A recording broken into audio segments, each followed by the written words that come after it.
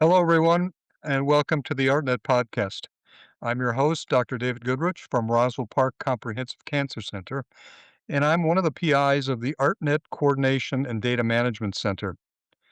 Today, we're joined by Dr. Jeffrey Tyner from the Oregon Health and Science University, someone whose work sits right at the heart of what the ARTNet Consortium is all about: understanding and ultimately overcoming acquired resistance to cancer therapy. ARTNet is a program funded by the National Cancer Institute that brings together multiple U54 centers around the country. Each center studies resistance from a different angle, whether that's tumor intrinsic biology, so the biology of the cancer cell, whether it's the tumor microenvironment, the cells that surround the cancer cell, or clinical translational strategies, how we move the knowledge we're gaining to the clinic. And what really makes this network powerful is that all these perspectives are interconnected through shared data resources, allowing us to collaborate more efficiently and to study resistance as a system rather than in isolation. And Jeff's work fits very naturally into that landscape. He leads one of the more successful U54 centers. Um, when we often think about cancer research, we often think about discovering new treatments, new therapies, new drugs, new targets, new breakthroughs. But Jeff has spent much of his career asking a different question, not just what works, but why it stops working. In diseases like acute myeloid leukemia, patients often respond to therapy at first, but almost inevitably the cancer comes back. And that moment, when something that once worked begins to fail, is where Jeff's work really begins. Jeff, it's a pleasure to have you. Oh, thanks so much, Dr. Goodrich. It's a pleasure to be here. So let's start and learn a little bit about you. Maybe starting from your younger self, what really drew you to cancer research, and then how do you feel the field is right now compared to where you started? Yeah, absolutely. My background actually is not in cancer research at all. I'm in graduate school. I studied viral immunology. Prior to that, I dabbled in some research in botany and bacteriology. My transition to cancer research really came from a really pretty serendipitous opportunity to do a postdoc with Brian Drucker here at OHSU. Um, at that time, I didn't know a whole lot about cancer. I didn't know a lot about leukemia. But once I had had a chance to interview and talk with Dr. Drucker, I realized just what phenomenal work he and his group were doing, and realized that was the place I had to be. At that point in time, this was about 20 years ago, um, there was a real sense of optimism in the field that we were really on the precipice of solving this whole cancer problem. And that optimism came from a couple of different sources. One came from directly from Dr. Drucker's work, the concept of targeted therapies, where if we know what is broken in cancer cells, can we design a therapy that's there very selectively goes after that broken feature? And that's exactly what Dr. Drucker did in CML, chronic myeloid leukemia, where he designed ABL inhibitors that target a mutated enzyme that is present in all CML cells, and it causes those cells to die and eradicates the tumor. And so there was a real optimism that this same principle could apply to other types of cancer. And there was a confluence of this idea of targeted therapies with a new technology that had just emerged around that same time of next generation sequencing, which gave us the ability of sequencing the entire genome of a human tumor or a human healthy cell or any human cell in a very short time frame and cost effectively. And so the optimism was driven from this idea, if a patient is diagnosed with cancer, can we take their tumor, sequence the genome of that tumor, and from the mutations observed in that patient's tumor, can we infer targeted therapies that will be effective at eradicating that patient's tumor? And, there was a lot of optimism that this can and will work. And yeah, that optimism in some cases proved true. There definitely have been a number of other examples of targeted therapies that have been successfully deployed for other types of cancer. But by and large, I think we can say that this concept that we're going to be able to just sequence a tumor and deploy an effective therapy has not met with the reality in many, many cases, which is unfortunate. And there's a variety of reasons for why it hasn't worked. So I think it's hard to underestimate the sense of excitement that we were really undergoing a revolution at the time, and CML was really the test case, and it really worked spectacularly in the first few cases where it was tried. But as we tried to extend that concept to other cancers and other cancer types, it often didn't work quite as well. So why do you think the approach didn't translate equally well across different cancers? Yeah, it's a really important question. And I think there's a variety of reasons for it. And I think we can begin with understanding first why it did work so well in CML.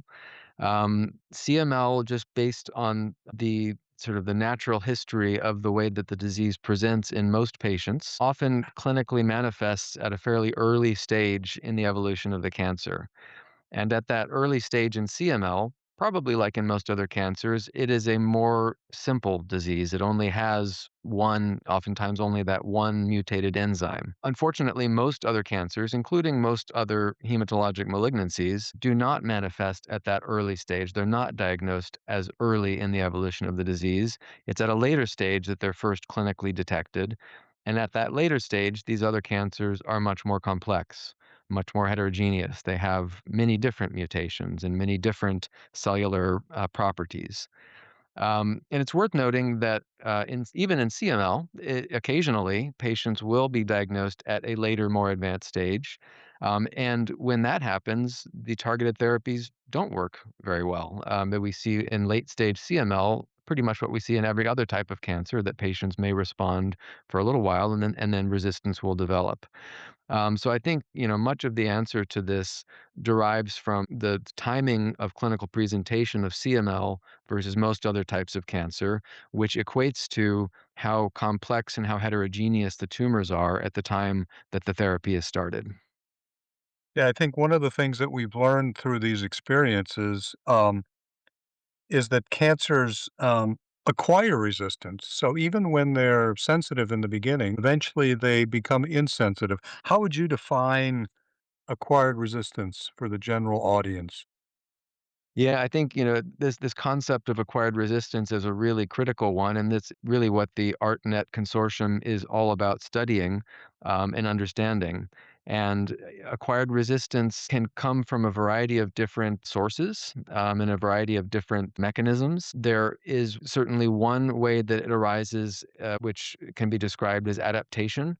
If a tumor or cells from that tumor are placed under pressure, especially from a therapy, for instance, there could be an adaptive response where those cells can change their properties in response to that therapeutic pressure. And those changed properties allow those tumor cells to survive and to persist and to even then proliferate, even in the context of that therapeutic pressure. So, adaptation is definitely one of the major ways that acquired resistance occurs. There may also be a selective process. So, as mentioned, these tumors, once they're at a more advanced stage, are very heterogeneous. They have subpopulations of cells that are different from one another. And it may very well be that when you initiate a therapy, that therapy is quite effective against most of the subpopulations, but there are a small number of populations of cells that are intrinsically resistant to that therapy. And so the therapy selects for that one population that can then grow and repopulate the tumor. And I think there's really an analogy of evolution here. It's really kind of a Darwinian process where it's a survival of the fittest. The fittest tumor cells can persist the therapy.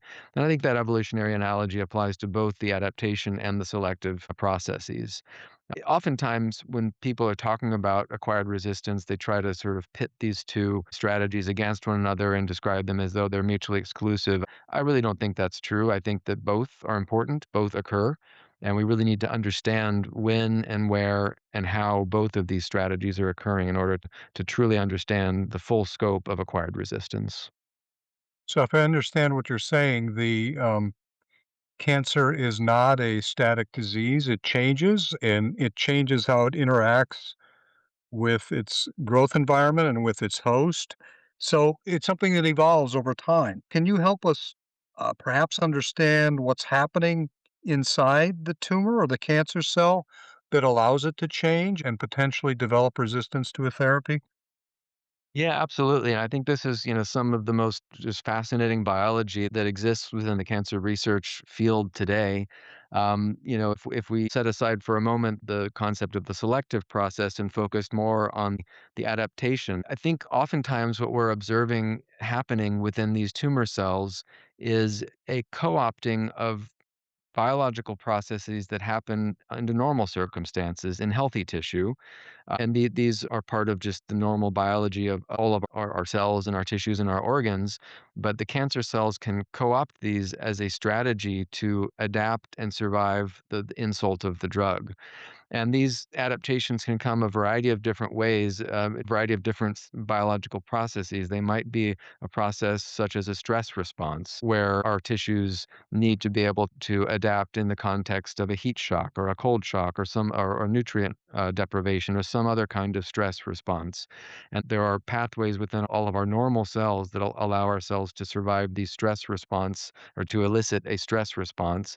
And these same pathways can be co-opted by tumor cells.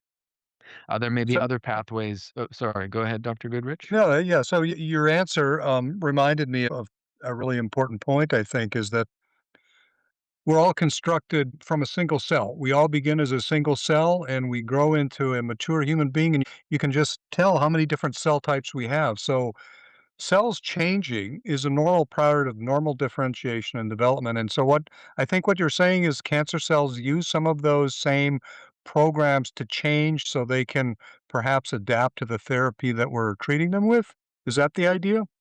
Absolutely, yes. Exactly as you stated that, we start from a single cell and then eventually our cells exist across a variety, a spectrum of different lineages, epithelial cells, blood cells, neural cells, muscle cells, etc. And within each of those lineages, our cells exhibit a trajectory of differentiation states. They might be very, very stem progenitor like, or they might be terminally differentiated.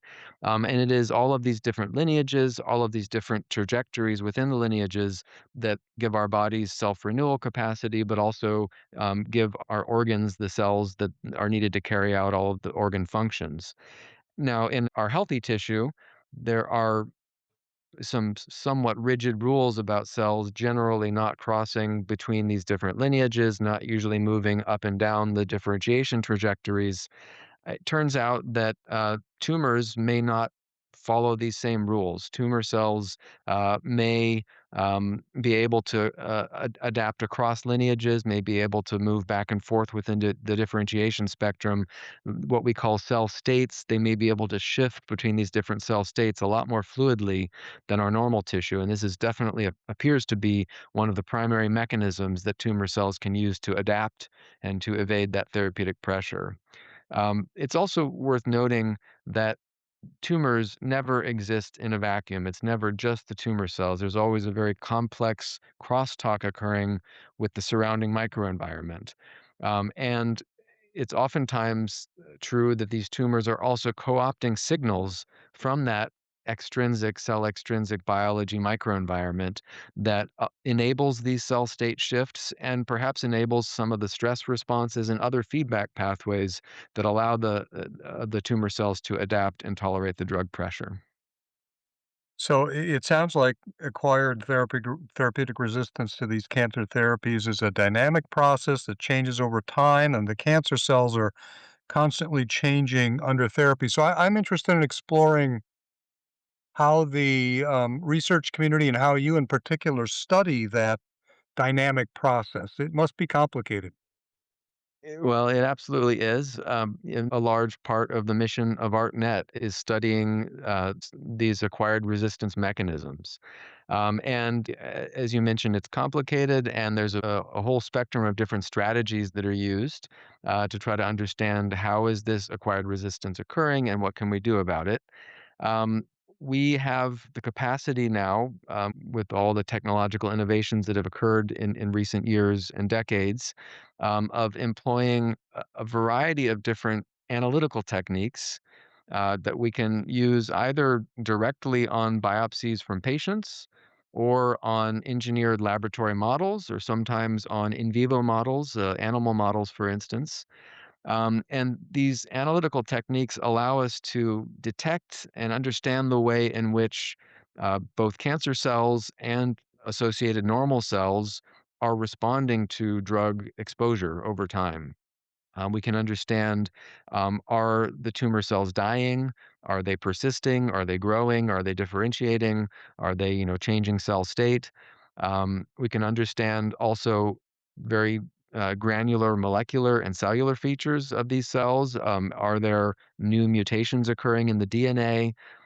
Is the expression of genes from the DNA changing? Are abundance of RNA transcripts changing within these cells? And again, we can apply all of these techniques to a diversity of different platforms in the laboratory that either are tumors or mimic tumors. And through deployment of all of these analytical techniques to these various different laboratory platforms, we're able to obtain a very detailed view of the way in which tumors or tumor models are adapting and acquiring resistance. And it's from this understanding that we hope to design new and improved therapies to mitigate those resistance mechanisms. So we started with a brief review of your career 20 years ago when most cancer research was done by studying the genetics of the tumor cells. And now it sounds like you're moving into an area where you're combining both that genetic data with functional data that comes from the various cancer models that you deploy in your work. So now that you're able to look at cancer from both of these perspectives, what are some of the new things that you're learning, or how has it changed your perspective on what therapeutic resistance is, and how does that shape your strategies for trying to improve outcomes for patients in the future? Yeah, absolutely. And it's a really good question. When we first began, I mean, you're absolutely right that we view an integrated approach where we're taking a variety of different techniques, a variety of different approaches to studying individual patient tumor biopsies. We view that as a very important way to go about this whole process. When we first started, we had, I would say, a relatively simplistic idea that we were going to run functional tests to understand which drugs are able to kill or not kill a specific tumor. And we were also going to sequence the DNA of that tumor and understand what is the mutational profile. And then we would be able to make matches of mutations that are or are not responsive to the various therapies that are available. And we've done an awful lot of that, and we have made a lot of matches, and, some of that is certainly important and interesting. But I think what's even more interesting is that the matching of mutations with functional drug response is probably not the most important pattern that we've observed. What we have actually observed is that probably the strongest determinant of shaping response and resistance to most classes of therapeutics has been the cell state. That is, which differentiation state, which lineage do the tumor cells exist within? And that has, again, probably the most dominant role, as far as we can tell, in assigning which drugs or which classes of drugs a tumor cell will or will not be responsive to. What does that mean that different sets of genetic mutations can potentially lead to the same state or can lead to a resistant state? So I guess what you're saying is the cell state is a better predictor of response than the actual genetic mutation. So there's a little mismatch there. Absolutely. I think there's a lot of overlap between the two. We certainly observe that there are a variety of mutations that enrich for one cell state or another. Whether the mutation drives the tumor cells to that state or whether the tumor cells have a preference to be in that state and the mutation reinforces the state, I think is still an important and unresolved question. It may not always be a single answer to that question. But yes, absolutely. Generally speaking, I think what we've seen is that the state of the cell is a better determinant of response to therapeutics than strictly the mutations. And these states can change over time and under therapy, if I'm understanding you correctly. And so, um, I guess plasticity is a term that a lot of scientists use to describe that. How would you define plasticity?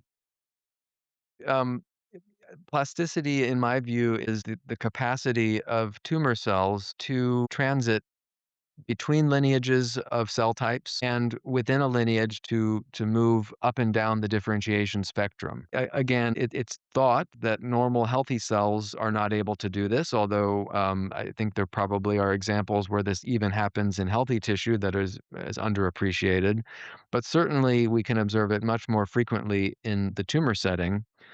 Where tumor cells can, for instance, in my world, within the myeloid lineage of cells, can exist within a very stem progenitor-like state, or they can differentiate into a monocyte-like state, or a dendritic cell-like state, or an erythroid-like state. There are all these different branches of the myeloid lineage, and it appears that AML tumor cells have the capacity to move around within that lineage. And it is very clear from our work and from other people's work that the classes of drugs that are applied in both the clinics in AML and in the research setting, almost all of those classes of drugs have a strong preference for one or more of those lineages. Where if you apply intensive chemotherapy, for example, the resistant population will be a very stem progenitor like population. If you apply some of the newer therapies, some of the more targeted therapies, the lower intensity therapies, those are actually better against those more stem progenitor cells, but they have liabilities as the cells become more differentiated into a monocyte-like or an erythroid-like cell. And it turns out that from some of the laboratory work that we've done, where we've mapped large numbers of AML tumors with both cell state profiles and with drug response profiles, the vast majority of drugs and the vast majority of drug families that we have studied are strongly governed by the particular state in which the cells are arrested. So I guess the general concept is that a cancer cell that's sensitive to a particular drug will adapt and change to a different cell state that's now more resistant to that drug. And it can continue to do that as new drugs are deployed against it. And the interesting thing you raised was potential examples in normal biology and normal tissue where that might happen under certain circumstances. But obviously, that does not lead to cancer because the normal cells are obeying sets of rules. And so I'm curious how you see genetic change, phenotypic adaptive change, cell state change, and the tumor microenvironment contributing to the ability of cancer cells to stop obeying the rules that normal cells obey. This is a great question. I think it's one that's still somewhat unresolved. I mean, we know that cancer cells have genetic changes that confer altered cellular properties. And some of those genetic changes certainly impact on the differentiation state of the tumor cells. It impacts on metabolic states of the tumor cells, impacts on some of the sort of growth survival pathways that exist within the tumor cells. But the specific changes that allow these cells to be more fluid and plastic in their transitioning around differentiation, around lineage, I think still are being defined. And this is one of the really important areas for ARTNet research is defining what is it that regulates these cell state transitions. How are cancer cells able to do it so fluidly? And can we take advantage of those programs to either trap cells into a state in which we know they'll be vulnerable to certain therapies, or prevent these cancer cells from transitioning so that they do not have that escape mechanism available to them? So we've talked about how the cancer cells change, their cell state changes over time, and they evolve over time, almost as if they're in a sort of a evolutionary trajectory shaped by therapy, by genetic changes, by the tumor microenvironment. Do you think cancers evolve towards a convergent trajectory, or is it different for every cancer, or is it different every time the tumor responds to different types of therapy? How do you view these resistance trajectories? It's a really important question. I think that there may be some convergence when tumors are initially forming before they have been exposed to therapies. And there, I think, probably is convergence within a single class of therapy. And I think there are a lot of examples where, for a long time, many types of cancer, including AML, the one that I study, was only treated with a single class of therapy. And so, what we then saw was something of a convergence of resistance mechanisms in response to that one class of therapy. But I think what we're seeing as we get new therapies, which is great, we're developing new drugs, new drug classes, which are really helping. But what we're in the initial response rates, but what we're also seeing then, the diversity of resistance phenotypes is growing. And I think that's because it is something of a Darwinian process. The tumor cells are going to go wherever they must to persist a therapy. And if these diverse therapies have different cell state preferences, it's going to push the tumors in one direction or another based on those cell state preferences. So I don't view it as much of a convergence in the resistance setting, especially in the instance where a variety of different drug classes are being employed. So in the clinic where patients are treated, we use combination therapies, obviously, but it's usually a sequential sort of approach. Is we apply a standard of care to a patient, which is the best set of therapies or combinations that we know to treat that general class of patients. And then if they progress through that therapy and acquire resistance, then we apply something else. And I'm wondering, with this idea of trajectories of cell state changes, do you think there's an optimal time point for intervention? Do some points along the trajectory become more difficult to treat than other points? In other words, should we be thinking in that sequential way or something different? Generally speaking, the sequential approach is not the best one. I think from even from the instance of CML, where there is this phenomenal single targeted therapy, what we know even in that setting is that when resistance does occur, it's much harder to deal with than the original tumor was. Um, and so I think almost universally, if we wait for resistance to occur, we're going to have a harder time dealing with that tumor. So my personal view is that we should be doing everything possible upfront to design and deploy combination therapies that prevent all of the possible resistance mechanisms up front. They trap the tumors into a state where they cannot deploy those resistance mechanisms. Now, one of the big challenges here, of course, is that the more drugs anyone is receiving, the more toxicities they're likely to have. So we also need to be mindful of toxicities, and this is where it's going to be really important to design very selective, smart therapies that can be combined together without those overt toxicities. I think one of the general things that we observe across a wide variety of different cancers is every time a tumor acquires resistance to a particular therapy, they also seem to become more resistant to other therapies, That's right. and might become even more aggressive with respect to spreading throughout the body and so forth. So I'm wondering, do you think there is a way to attack the fundamentability of cells to change states? So could we attack that plasticity itself directly to try to slow that process down? Absolutely. I think that's absolutely possible. The way that we do that may not be the same with every tumor type. And I think this, again, is one of the most exciting ongoing areas of research is understanding in any given tumor type with any given therapy, what are those programs that allow the cells to transition cell state? And are those targetable? Or if not, could they be targetable? But I absolutely think that's one of the most promising areas of research. I'm going to ask you to predict the future. So we've reviewed the last 20 years. Where do you think we'll be 20 years from now? Where do I think we're gonna be 20 you asked me to look into a crystal ball, Right. my So if research continues along the path that you suggest, what do you think the next breakthroughs will be? Let's say we could find therapies that do suppress plasticity or do suppress cell state changes, and we could combine those with the other therapies that are genomically targeted. Where do you think that will get us in 20 years?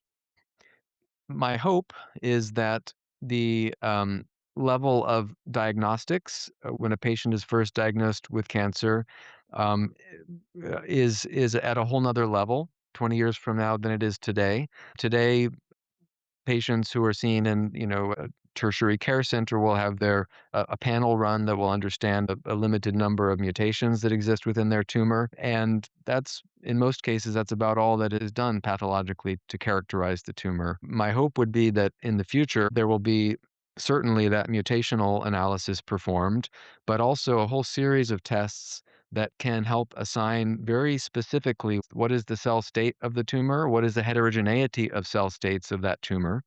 And then with that information, my hope would be that all of the research that we're doing in ARTNet will give us an arsenal of therapies that will be able to be matched with the cell state, be matched with the mutational profile, and be matched with a prevention mechanism to prevent cells from using that cell state transition as a resistance mechanism, and other therapies that go after microenvironmental features or elicit an immune response against the tumor. So I think we have concepts around these multifactorial lines of therapy that could go after all these different aspects of the tumor. My hope would be that we have diagnostics at a level that we can intelligently combine all of those to eradicate the tumor up front so that it never comes back. I'm glad you brought up ArtNet. So maybe you could give me a sense of why you think ArtNet is valuable in potentially achieving that goal and how maybe it's helped your own research. I think ArtNet, as a consortium, provides so much more than any of the individual projects would working in isolation. The consortium allows for integration of data, gives us tools to integrate and aggregate data, not just within our own center, not just within the numerous projects of our own center, but across centers. And this allows us to understand and see patterns that are existing across tumor types, across drug classes, within a drug class, across different cell states. And it really provides a great opportunity to leverage the collective efforts across all of the really terrific centers that exist within the consortium.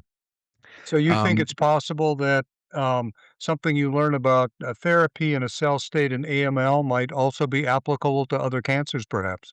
Oh, absolutely. And we're already seeing that with the consortium. We have made observations within AML that there are drug classes that are not currently used in AML, but are used in other cancers, for instance, breast and ovarian cancer. And we've made the observation that those breast cancer drugs may actually be quite effective in AML because they're not drugs that are typically used in AML. We didn't know a whole lot about them. And it has been really terrific to be able to leverage expertise across the consortium to really accelerate our understanding of how those drugs might be working in AML and how they might be successfully deployed there.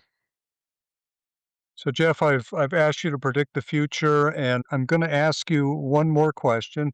What gives you the most optimism that we'll be able to realize that future? I'm by nature an optimistic guy, and I do have optimism. I think that we're at a stage now where we have so many advanced techniques and analytical strategies.